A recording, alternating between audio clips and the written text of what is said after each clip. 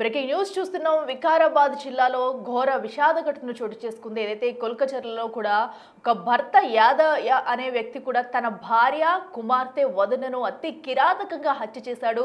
అనంతరం కూడా తాను కూడా ఆత్మహత్యకు పాల్పడ్డాడు. అయితే ఇంట్లో గత 3 రోజుల నుంచి కూడా తన భార్యకు ఇద్దరికి మధ్య కొంత పంచాయతీ అయితే నడుస్తూ వస్తుంది. ఇద్దరి మధ్య కొన్ని వివాదాలు తలెత్తుతున్నాయి. అయితే 3 రోజుల నుంచి కూడా వివాదాలు తలెత్తుతున్నాయి. అయితే అదే సమయంలో తన పిల్లల్ని తీసుకెళ్లేందుకు కూడా తన వదిన అయితే ఇంటికి వచ్చింది. అయితే ఏం జరిగిందో ఏమో తెలియదు, కానీ ఈ ఘటనల మధ్య కూడా తన కుమార్తెతో పాటు పిల్లలని కూడా చూడకుండా కుమార్తె భార్య ఇంటికి వచ్చిన వదినను కూడా అతి కిరాతకంగా హత్య చేసి చంపేశాడు భర్త యాదయ్య. సో దీంతో ఆ కుటుంబంలో విషాద ఛాయలు అలుముకున్నాయని చెప్పాలి.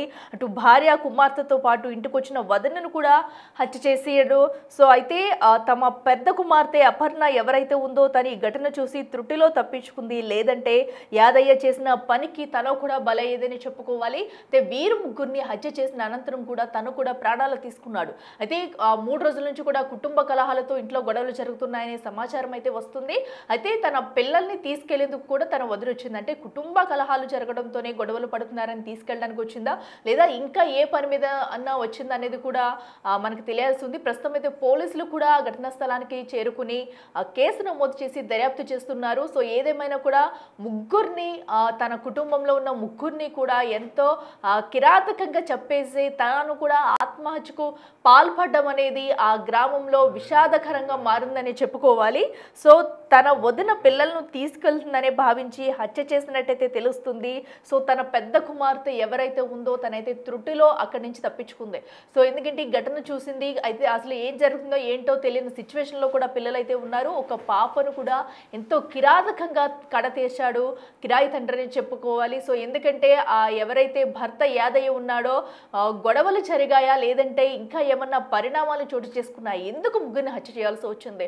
సో క్షణిక ఆవేశంలోనే ఈ ఘటన జరిగిందా, లేదంటే ముందు నుంచి ప్లాన్ వేసుకుని ఇంకా ఏమన్నా గొడవలు ఉన్నాయనేది కూడా సో పోలీసులు ఒక పక్కన అయితే విచారణ చేస్తున్నారు. వరకు ఇంటికి చేరుకుని అక్కడ ఘటనా స్థలంలో ఉన్న అన్ని ఆధారాలను కూడా పోలీసులు అయితే సేకరిస్తున్నారని చెప్పాలి. అసలు యాదయ్య ఎందుకు చెప్పాల్సి వచ్చింది, వీరు ముగ్గురు మధ్య జరిగిన అసలు ఇష్యూ ఏంటి అనే దానిపై కూడా పోలీసు ఫోకస్ చేశారని చెప్పాలి. సో పెద్ద కుమార్తె అపర్ణ అయితే త్రుటిలో తప్పించుకుని తన ప్రాణాలను కాపాడుకుందని చెప్పాలి.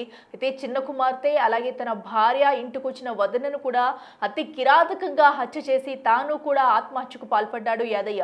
అంటే హత్య చేసిన అనంతరం కూడా తనని బ్రతకనివ్వరనుకున్నారా, మరి ఏమైంది ఏంటనేది కూడా తెలియాల్సి ఉంది. ఇక ఈ ఘటనకు సంబంధించి మరింత సమాచారం అందించేందుకు మా ప్రతినిధి సాగర్ అందుబాటులో ఉన్నారు.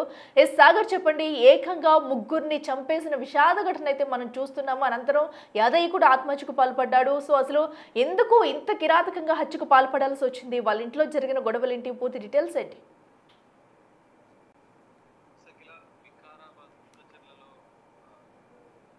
కట్టుకున్న భార్యని కన్న కూతుర్ని హత్య చేశాడు. ఇంటికి వచ్చినటువంటి వదిని భార్య అలివేలు అక్క సోదరి అక్కని కూడా హత్య చేసిన ఘటన. ఈ ఘటనతో ఒక్కసారిగా గ్రామంలో భయాందోళన వాతావరణం ఉంది. అయితే గత కొన్ని రోజులుగా యాదయ్య అలివేలు భార్య భర్తలు, వారికి 2 కూతుర్లు, 13 సంవత్సరాల శ్రావణితో పాటు 13 సంవత్సరాల అపర్ణ, 10 ఏళ్ల ఉన్నారు. అయితే గత కొన్ని రోజులుగా కూడా కుటుంబ వివాదాల నేపథ్యంలో వారు కుటుంబ సభ్యుల సమక్షంలో అటు గ్రామ పెద్ద మనుషుల సమక్షంలో కూడా గతంలో అనేక సార్లు పంచాయతీలు పెట్టారు, గొడవలు అలి సోదరి యాదయ్యకు వదిన అవుతుంది. తాను వచ్చింది, కుల్కచర్లకు వచ్చింది. పెద్ద మనుషుల సమక్షంలో తరచూ గొడవలు జరుగుతున్నాయి, సద్దు మనగించాం, వివాదానికి పులి స్టాప్ పెడదామని చెప్పి భావించిన కూడా తెలుస్తుంది. నిన్న ఇటు యాదయ్య అలివేలు వారి కుటుంబ సభ్యులతో పాటుగా గ్రామ పెద్ద మనుషుల కూడా మాట్లాడించింది. పెద్ద మనుషుల సమక్షంలో చర్చ జరిగింది. గత కొన్ని కూడా 6 నెలల క్రితం కూడా యాదయ్య పైన అలివేలు పోలీసులకు ఫిర్యాదు గురి చేస్తున్నాడు అంటూ కూడా పోలీసులకు ఫిర్యాదు చేసింది. సో దీనిపైన కేసు నమోదు చేయకుండా పోలీసులు కొంత పెద్ద మనుషుల సమక్షంలో మాట్లాడుకుంటామని అనంతరం వాళ్ళు చెప్పడంతో వారు పెద్ద సమక్షంలో విడతల వారిగా గతంలో కూడా అనేక సార్లు చర్చ జరిపారు. దానికి ఈ గొడవలకు పులి స్టాప్ పడలేదు. అదే విధంగా వేధింపులు గొడవలు జరుగుతున్నట్లుగా కూడా తెలుసు. మరి అలివేలు పైన అనుమానం ఆమె ఎక్కడికైనా వెళ్ళినా కూడా, గ్రామంలో ఏదైనా కూలీ పనులకు వెళ్ళినా కూడా ఆమెని అన్నట్లుగా కూడా గ్రామస్తులు. సో యాదయ్య నిన్న సమక్షంలో జరగడము, తన మాట్లాడించడము, అనంతరం వల్ల వదిన వీరంతా కలిసి నిన్న రాత్రి ఇంట్లోనే ఉన్నారు. రాత్రి కూడా ఈ గొడవలకు సంబంధించినటువంటి పంచాయతీలకు సంబంధించిన కొంత చర్చ జరిగినట్లు తెలుస్తుంది. మరోసారి రాత్రి గొడవ జరగడం, నిద్రలోకి వెళ్ళిన అనంతరం కూడా కక్ష పెంచుకుంది. ఎందుకంటే వదిన హనుమమ్మ తన కుటుంబాన్ని, అంటే భార్యను పిల్లల్ని తీసుకువెళ్తుంది, ఇంకా నన్ను కుటుంబానికి దూరం చేస్తుందన్న కోపంతోనే ఈ హత్య చేసినట్లు ప్రాథమికంగా పోలీసు ఇస్తున్న పరిస్థితి. సో నిన్న అర్ధరాత్రిలోకి వెళ్ళిన పడుకున్న అనంతరం కూడా వారిపైన గొడవలతో, గ్రామస్తుల ఇళ్లలో గొడవలని సర్వసాధారణంగా ఉంటాయి. ఆమె కూలీ పనులతో కూలీ పనులకు వెళ్తున్న నేపథ్యంలో అదే గొడవలతో వదినని, ఇద్దరు కూతుర్ల పైన కూడా దాడి చేశాడు. ఒక కూతురు పెద్ద అపర్ణ తప్పించుకొని బయటికి పరుగులు తీసింది. రక్తపు మడుగులు కొంత వాతావరణం కూడా ఇంట్లో కనిపిస్తుంది. విజువల్స్ లో చూస్తే క్లియర్ గా అర్థమవుతుంది. కొంత అడ్డుకునే ప్రయత్నం విచక్షణ రహితంగా అత్యంత దారుణంగా వారిపైన గొడవలతో దాడి చేసి వారిని హత్య చేసి అనంతరం యాదయ్య కూడా, సో బయటికి పరుగు కూతురు అపర్ణ కూడా కొంత కేకలు వేసే ప్రయత్నం చేసి ఆమె చేతికి కూడా గాయాలయ్యాయి.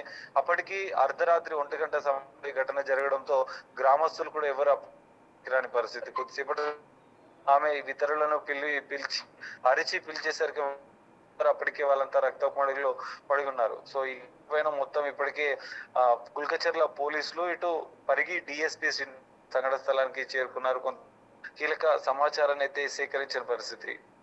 సాగర్, అయితే మృతదేహాలను పరిగి ప్రభుత్వ ఆసుపత్రికి తరలించారు నిమిత్తం. సో ఈ అనుమానాలైనా మన కుటుంబ విభేదాలే హత్యలకు కారణం, ఇంకేమైనా ఇతర కారణం కనిపిస్తుంది ఎట్లా? ఎస్ సాగర్, అయితే మనం చూస్తున్నాం సాధారణంగా కుటుంబ కలహాలు అనేవి ఉంటూ ఉంటాయి. అయితే ఇంత కిరాతకంగా ముగ్గురిని కూడా హత్య చేయాల్సినంత అవసరం ఏమొచ్చింది? సో ఎందుకంటే ఇది వరకు అలవేలు కూడా ఎప్పుడైనా తమ కుటుంబ సభ్యులతో ఇంట్లో ఇలా జరుగుతుంది, సో ఈ గొడవలు ఉన్నాయని చెప్పి ఏమన్నా చెప్పింది? ఎందుకంటే ముందు కూడా పంచాయతీలు అయినట్టుగా కూడా చెప్తున్నారు. సో ఎందుకు యాదయ్య ఎంత కిరాతకంగా తయారయ్యాడు? కేవలం కుటుంబ కలహాలైనా, ఇంకా ఏదైనా ఇష్యూ ఉందా? సో పిల్లల విషయంలో కూడా తన వదిన తీసుకెళ్ళడానికి వచ్చిన వదిన్ని కూడా అతి కిరాతకంగా హత్య చేశాడు. సో దీనిపై అటు అలవేలు కుటుంబ సభ్యులు కానీ, ఎవరైతే పెద్ద కుమార్తె అపర్ణ ఉందో తను కూడా ఏమన్నా స్పందించారా? యాదయ్య కలిసి ఉండడు, కొంత సపరేట్, అంటే వ్యక్తిగతంగా కొంత ఆయన వ్యక్తిత్వం పైన, మానసిక పరిస్థితి పైన కూడా గ్రామస్తులు కొన్ని విషయాలు చెప్తున్నారు. అయితే గత కొన్ని రోజులుగా తను ఫాలో కావడం, భార్య అలవేలు పైన అనుమానం పెంచుకోవడం, తరచూ ఇంట్లో గొడవలు జరగడం, ఈ విషయం పైన స్థానిక పోలీసులకు, కుటుంబ సభ్యులకు, పెద్దల సమక్షంలో కూడా అనేక మార్లు వీళ్ళు పంచాయతీ పెట్టారు, పెద్ద మనుషుల సమక్షం మాట్లాడుకున్నారు. తీరు మరి అమ్మమ్మ తన సోదరుని పిలిపించి మరోసారి పెద్ద మనుషుల సమక్షంలో మాట్లాడిపించారు. కానీ అయినా కూడా వివాదానికి పులి స్టాప్ పడలేదు. అలవేలు పైన కొంత అనుమానం ఎక్కువగా పెంచుకున్న నేపథ్యంలోనే యాదయ్య ఈ హత్య చేసినట్లుగా కూడా తెలుస్తుంది. కుటుంబ విభేదాలు, అనుమానం విషయంలోనే పలుమార్లు ఈ కుటుంబంలో గొడవలు జరిగాయి. గొడవలు జరిగిన అనంతరం పోలీసులకు కేసు పెట్టింది. కేసు పెట్టిన అనంతరం మరోసారి కుటుంబ సభ్యులంతా వచ్చి మాట్లాడుకుని వివాదాన్ని కూడా తెలుస్తోంది. సో నిన్న సాయంత్రం కూడా ఈ విషయం జరిగింది. సో ఈ మొత్తం ఘటన పైన అయితే పోలీసులు, ఇటు గ్రామస్తులకు సంబంధించినటువంటి పెద్ద మనుషులు ఏదైతే చర్చ జరిగిందో అసలు ఏం జరిగిందన్న అంశాలపైన కూడా వారిని కూడా వివరాలు కోరుతున్నారు. అయితే ఇందులో బయటపడ్డటువంటి, అంటే బయటకు పరుగులు తీసిన పెద్ద కూతురు అయితే ప్రస్తుతం ఆసుపత్రిలో చికిత్స పొందుతుంది. ఆమె పరిస్థితి క్షేమంగానే ఉన్నట్లు కూడా తెలుస్తుంది. చేతికి గొడవలితోని దాడి చేయడంతో కొంత గాయాలైనాయి. తీవ్ర గాయాలతో ఆమె ఆసుపత్రిలో చికిత్స పొందుతుంది. మొత్తం ఘటన పైన కుల్కచర్ల పోలీసులు పరిగి డిఎస్పీ పర్యవేక్షణలో పూర్తిస్థాయి కేసు అఖిల. Okay, right Sagar, thank you. Yes, చూస్తున్నాం కదా ప్రస్తుతం అయితే ఏదైతే వికారాబాద్ జిల్లా కుల్కచార్లలో జరిగిన ఘటన అయితే ఎంతో విషాదకరమని చెప్పాలి. కుటుంబ కలహాలతోనే యాదయ్య అనే వ్యక్తి తన భార్యను, పిల్లలను, అలాగే ఇంటికి వచ్చిన వదినను కూడా అతి కిరాతకంగా అర్ధరాత్రి 1 గంట సమయంలో కూడా హత్య చేసి తను కూడా ఆత్మహత్యకు పాల్పడ్డాడని చెప్పాలి. అయితే గత కొన్ని రోజులుగా కూడా వీరి మధ్య కొన్ని ఘర్షణ వాతావరణం అయితే చోటు చేసుకుంది. ఇది వరకు కూడా పంచాయతీలు అయితే జరిగాయి. సో ఎప్పటికప్పుడు పెద్ద మనుషుల్లో పెట్టయితే వీరికున్న సమస్యలు తొలగించడానికి ప్రయత్నాలు చేశారు. అయినప్పటికీ కూడా యాదయ్య తీరులో ఎలాంటి మార్పు రాలేదు. ఎలా అయితే వీరు ముగ్గురిని హతమార్చేందుకు అయితే ఒడిగట్టిన యాదయ్య అయితే సో తన వదిన ఇంటికి రావడం, పిల్లల్ని తీసుకువెళ్తుందేమో అనే ఒత్తిడి కూడా పెంచుకున్నాడు. సో ఈ నేపథ్యంలోనే అర్ధరాత్రి సమయంలో అతి కిరాతకంగా ముగ్గురిని హత్య చేశారు. సో పెద్ద కుమార్తె అపర్ణ అయితే ఉంది, తనైతే త్రుట్టులో ప్రాణాలతో బయటపడిందని చెప్పాలి. తనకు కూడా కొన్ని గాయాలయ్యాయి. గాయాల పాలైన అపర్ణ అయితే ప్రస్తుతం ఆసుపత్రిలో చేర్పించి చికిత్స అందిస్తున్నారు. సో ఏదేమైనా కూడా ఇలాంటి విషాదకర ఘటన జరగడం అయితే ఆ గ్రామంలో విషాద ఛాయలు అలుముకున్నాయని చెప్పుకోవాలి. సో కొన్ని రోజుల నుంచి కూడా వీళ్ళకి ఘర్షణ వాతావరణం చోటు చేసుకుంటూ వస్తుంది. మనస్పర్ధలు ఉన్నాయి. వీటిని తొలగించేందుకు కుటుంబ సభ్యులు ప్రయత్నించినా కూడా సో అవేమీ కూడా ఏది వర్కౌట్ అవ్వలేదని చెప్పాలి. సో ఏదైతే ఎంత కిరాతకానికి పాల్పడ్డాడంటే యాదయ్య అనే వ్యక్తి తన భార్యను, కుమార్తెను కూడా సో కన్న కూతురని కూడా చూడకుండా అతి కిరాతకంగా సో వారిపై గాయాల పాలు చేసి దాడి చేసి సో రక్తపు మడుగులో వీళ్ళందరూ ఉన్నట్టు కూడా పడి ఆ రక్తపు మడుగులోనే వీళ్ళందరూ ఇంట్లో ఉన్నట్టయితే తెలుస్తుంది. ఎవరి కాళ్ళు గాయాల పాలయ్యి నరికేసి చంపేసిన ఘటన అయితే మనం చూస్తున్నాము. దీంతో పోలీసులు కూడా ఘటనా స్థలానికి చేరుకుని క్లూస్ టీమ్ సహాయంతో అన్ని ఆధారాలు సేకరించారు. అయితే యాదయ్య కూడా ఆత్మహత్య చేసుకోవడంతో సో ఆధారాలను కూడా సేకరించారు పోలీసులు అయితే. సో అపర్ణ తన పెద్ద కుమార్తె అపర్ణ అయితే ప్రస్తుతం ఆసుపత్రిలో చికిత్స పొందుతుంది. సో అపర్ణ అనంతరం కోలుకున్న తర్వాత కూడా అసలు ఆ రోజు రాత్రి ఏం జరిగింది ఏంటనేది కూడా మరింత క్లియర్గా విషయాలు అయితే బయటకు వచ్చే అవకాశం కనిపిస్తుంది. మరో పక్కన పోలీసులు తమ కుటుంబ సభ్యులను కూడా విచారించే అవకాశం ఉంది. సో ఎందుకంటే వీరి మధ్యన గత కొన్ని రోజుల నుంచి కూడా ఈ వివాదం అయితే చెలరేగుతూ ఉంది. మరి ఇంకేదైనా కారణాలు ఉన్నాయా? అట్లీస్ట్ అటు ఎవరైతే యాదయ్య భార్య ఉందో తనైతే ఆ కూలి పనులకు వెళ్ళినా కూడా ఇలాగే గొడవ పడుతూ ఉండేవాడు, ఎటు వెళ్ళనిచ్చేవాడు కాదంటూ కూడా ఒక అనుమానం కూడా ఉన్నట్లు తెలుస్తుంది. సో ఏదేమైనా కూడా ఈ రోజు అయితే ముగ్గురు ప్రాణాలు కోల్పోయాయి. క్షణికావేశంతో కూడా ముగ్గురిని ఎంతో కిరాతకంగా హత్య చేసి చంపేశాడు యాదయ్య. అనంతరం కూడా తను కూడా బలవన్మరణానికి పాల్పడ్డాడు. అయితే ఈ ఘటనలో పెద్ద కుమార్తె అపర్ణ ఒకతే కొన్ని గాయాలతో అయితే బయటపడింది. ప్రస్తుతం అయితే అపర్ణ ఆసుపత్రిలో చికిత్స పొందుతుంది. మరో పక్కన పోలీసులు అయితే విచారణ జరుపుతున్నారు. చూడాలి మరి విచారణలో ఇంకా ఎలాంటి విషయాలు బయటకు వస్తాయనేది.